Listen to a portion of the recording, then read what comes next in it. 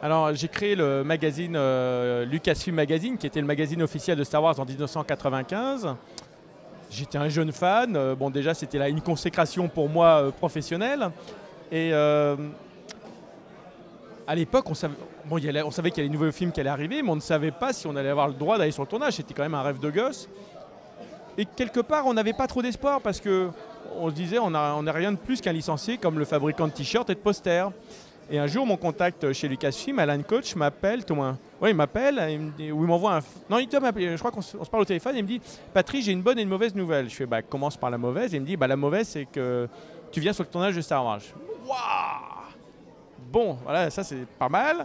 Donc si ça c'est la mauvaise nouvelle, c'est quoi la bonne? Il me fait la bonne, bah, il faut que tu faxes rapidement tes mensurations à Londres, au studio de Leavesden, car on va te fabriquer un costume qui va être figurant dans le film. Alors là, c'était la cerise sur le gâteau. Et je suis allé passer une semaine sur le tournage. Et en plus, j'ai été sur la séquence finale du film où je suis citoyen de la planète Naboo. Et en fait, on était une centaine de figurants. Et pendant une semaine, on nous a déplacés de mètre carré en mètre carré sur 3 caméras. Et en fait, on est recomposé pour 3 plans du film. Et on est toute la foule en liesse. Mais finalement, c'est nous partout décomposés. C'est un super souvenir. Et après, effectivement, on est allé sur les tournages de l'épisode 2 et l'épisode 3 en Australie, mais c'était plus la même chose parce que la technologie avait changé.